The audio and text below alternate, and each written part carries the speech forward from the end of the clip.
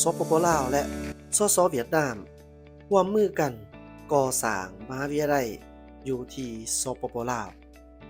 ถือว่าเป็นข่าวดีจากท่านผู้ชมสำหรับการศึกษาอยู่ที่ประเทศลาวในปัจจุบันนี้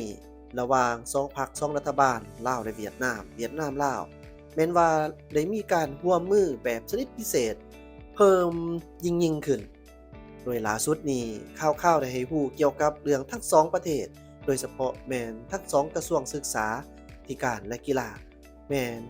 เริ่มจะก่อสร้างมหาวิทยาลัยลาวเวียดนามอยู่ที่สปป.ลาว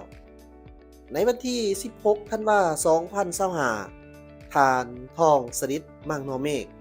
เลขาคณะบริหารงานศูนย์กลางพรรครัฐมนตรีกระทรวงศึกษาธิการและกีฬาพร้อมด้วยคณะผู้แทนได้เข้าเยี่ยมคำนับทานฟาร์มมิงจิงนายกรัฐมนตรีแห่งสส.เวียดนามนครหลวงฮานอยท่านทองสฤษดิ์มั่งนอเมฆก็ได้กล่าวรายงานให้ท่านนายกรัฐมนตรีสส.เวียดนามรับทราบจุดประสงค์ในการเดินทางมาเยี่ยมยามเคลื่อนไหวและเฮ็ดเวียกอยู่สส.เวียดนามของคณะผู้แทนกระทรวงศึกษาธิการและกีฬาลาวในครั้งนี้อีกใส่แถลงการร่วมครั้งที่ 48 ระหว่างรัฐบาลสปป.ลาวและรัฐบาลสส.เวียดนามโดยเฉพาะแม่น2เวียกใหญ่คือ 1. โครงการก่อสร้างมหาวิทยาลัยเวียดลาวขึ้นที่สปป.ลาวและ 2. โครงการสอนภาษาลาวเรียบตามชายแดนลาวเวียดนามการคัดเกียมต่างๆกำลังดำเนินอยู่สำหรับการสร้างตั้งมหาวิทยาลัยลาวเวียดนามอยู่ในสปป.ลาวรวมทั้งการรับประกันที่ดินที่ตอบสนองมาตรฐานและความต้องการและการสำเร็จแผนการสำหรับเนื้อในขนาดและตารางการก่อสร้างของมหาวิทยาลัยฝ่ายลาวยังได้เริ่มโครงการทดลองเพื่อส่งนักศึกษาจากเขตชายแดนไปเรียนอยู่โรงเรียนเวียดนามในลาว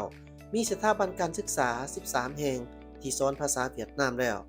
ในขณะที่โครงการฝึกอบรมครูสอนภาษาลาวและเวียดนามสืบต่อขยายการสอนภาษาในแต่ละประเทศผ่านทองสฤษดิ์มั่งนอเมฆยังได้แสดงความขอบใจอย่างสูงต่อการสนับสนุนระยะยาวของเวียดนามในการฝึกอบรมทรัพยากรมนุษย์ซึ่งท่านได้เน้นหนักว่าสปป.ลาวได้วางยุทธศาสตร์การพัฒนาแห่งศาสตร์จนฮอดปี 2035 และสอกหาการสนับสนุนอย่างต่อเนื่องจากเวียดนามในการฝึกอบรมทรัพยากรมนุษย์ในแขนงการที่สำคัญโดยเฉพาะแม่นวิทยาศาสตร์เทคโนโลยีและกีฬา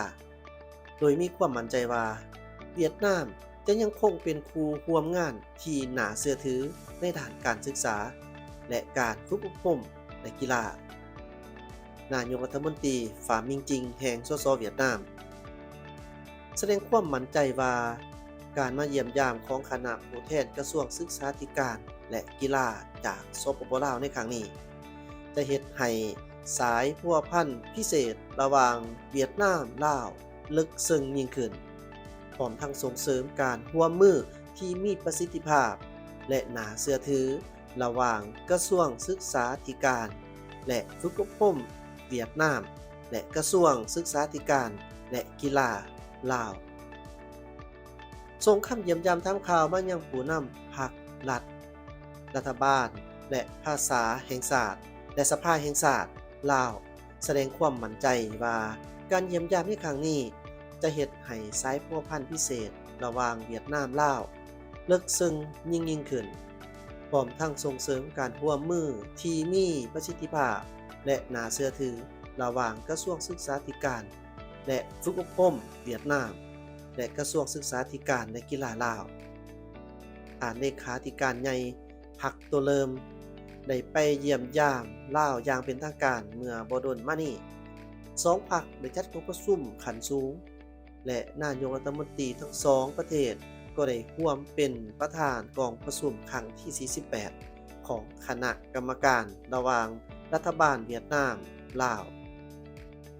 สองฝ่ายได้ตกลงเห็นดีที่จะเพิ่มทวีและยกระดับสายพัวพันธ์เวียดนามลาวสู่ระดับใหม่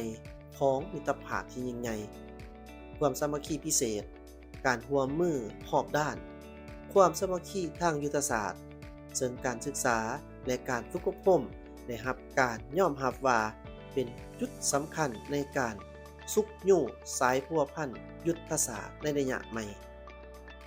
เรียกร้องให้กระทรวงศึกษาธิการและกีฬาของลาวร่วมมืออย่างใกล้ชิดกับกระทรวงศึกษาธิการและฝึกอบรมของเวียดนามเพื่อปฏิบัติขอตกลงระดับสูงผ่านโครงการและโครงการที่เป็นรูปธรรมโดยปฏิบัติตามหลักการของการสำเร็จแต่ละหน้าเวียกอย่างละเอียดเอาใจใส่และให้ความสำคัญนี่รวมทั้งการเล็งการสร้างตั้งมหาวิทยาลัยลาวเวียดนาม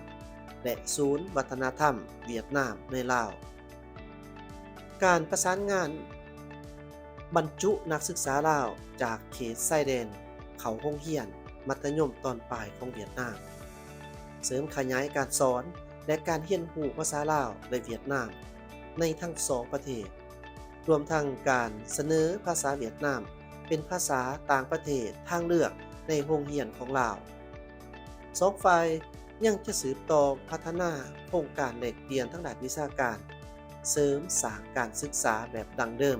และบำรุงสร้างมิตรภาพที่ยาวนานระหว่างสองประเทศนอกจากนั้นเพื่อเพิ่มทวีหัดแหนการร่วมมือทางด้านการศึกษาระหว่างสปป.ลาวและสส.เวียดนามหนังสือพิมพ์ศึกษาวิทยาศาสตร์และกีฬาออนไลน์ก็เปิดเผยให้รู้ตื่นอีกว่าในโอกาสที่ทางคณะผู้แทนจากกระทรวงศึกษาธิการและกีฬาแห่งสปป.ลาวเคลื่อนไหวเยี่ยมยามและเฮ็ดเวียกอย่างเป็นทางการที่สส.เวียดนาม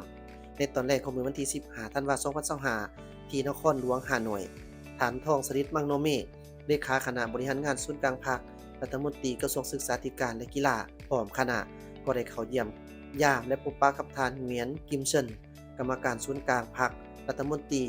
ศึกษาและก่อสร้างแห่งสส.เวียดนามซึ่งท่านก็ได้แสดงความขอบใจเป็นอย่างสูงต่อการต้อนรับอย่างอบอุ่นการร่วมมือและการสนับสนุนอย่างใกล้ชิดสนิทแน่นของสส.เวียดนามต่อสปป.ลาวซึ่งถือเป็นการสืบต่อเสริมขยายสายพัวพันธ์มิตรภาพอันยิ่งใหญ่ความสามัคคีพิเศษและการร่วมมือหอบล้านลาวและเวียดนามที่มีมาตั้งแต่ดวนนาน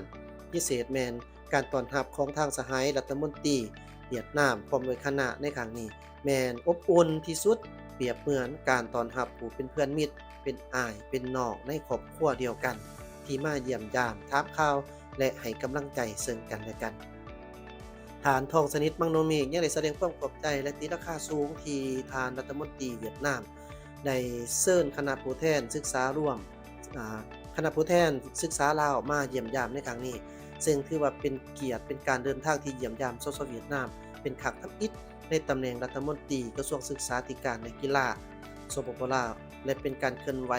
ต่างประเทศที่สำคัญเพราะมีขึ้นในท้ายสมัยและการกะเกี่ยมให้แก่กองประชุมใหญ่ของพรรคแต่ละประเทศในต้นปี2026ที่จะมาถึงนี้